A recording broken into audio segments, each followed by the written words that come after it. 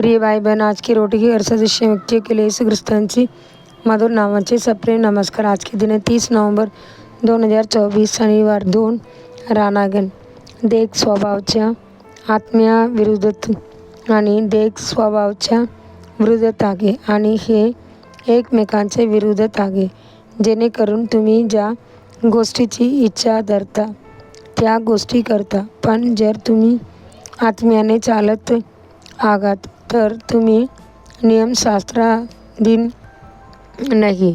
गलतीकर 5 अध्याय 17 आणि 18 वचन। प्रत्येक माणसामध्ये सतत 2 शक्ती लढत आहेत, एक आहे की एक शक्ती आहे इतर देवाची आत्म्याचे सामर्थ्य आहे आणि ते नेहमी एकमेकांविरुद्ध असतात। देवाचे प्रत्येक मुलाची आत ही 2 शक्ती एक सतत संघर्ष आहे।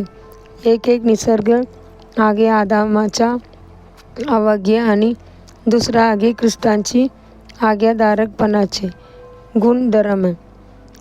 द्वितीय आदामचे अवघ्य अभयस ठरते तर ख्रिस्तांचे पात्र विजय मिळवते। अब्रामद्वारे 2 वंशांची 2 संच आले, एक शारीरिक संतती होती आणि दुसरी आत्मिक संतती होती।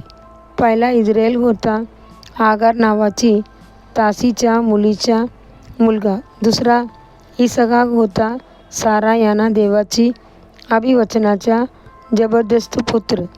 इस्रायल जन्माचे आधीही देव घोषित केले होते तो होईल दुष्ट मनुष्य असू आणि त्यांचा हात सर्वांच्या हाती होईल। परंतु इसहाकाची दृष्टीने देवाने वागती केले की तो इसहाकने वचनाचा पुत्र आणि त्याच्याद्वारे करार केला आहे, पृथ्वीचे राष्ट्र आशीर्वादित होईल।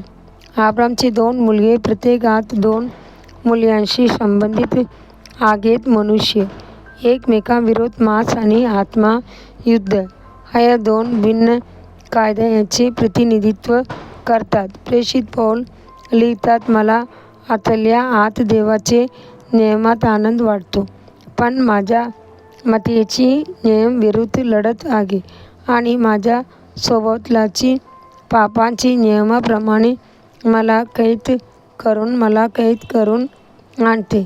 रोमकर 7 अध्याय 22 आणि 23 वचन। कसे करते एक मिळवा मुक्ती चेपा च्या या नियमातून रोमनची पुस्तकाची 8व्या अध्यायातील या प्रश्नाचे उत्तर आपल्याला सापडले। प्रेषित पौल म्हणतो, ख्रिस्त येशूमध्ये जीवनाची आत्म्याच्या नियमाने मला पाप व मृत्यूच्या नियमापासून मुक्त केले आहे। रोमन 8 अध्याय 2 वचन।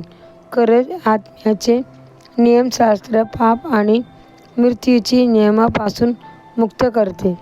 आपल्या आत्मिक लढाईत विजयी होण्यासाठी आणि विजयी जीवन जगण्यासाठी आपल्याला ख्रिस्त येशूमध्ये जीवनाचे आत्म्याचे नियम आवश्यक आहे। प्रभू येशू ख्रिस्ताचे नाव आहे। येशूचे रक्त पवित्र आत्म्याचे अभिषेक हे आपल्याला देगावर मात करण्यास आणि विजयी होण्यासाठी मदत करतात। आमच्या आयुष्यात देवाची मुलांना देगाची शक्तीवर मात करून पवित्र जीवनात जगात विजयी व्हा। माध्यमातून एक प्रार्थनाशील जीवन।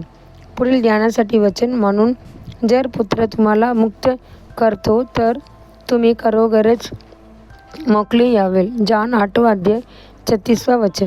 दिवसासाठी बायबल वाचन सकाळी एजेकिएल 36 अध्याय 38 अध्याय 39 अध्याय।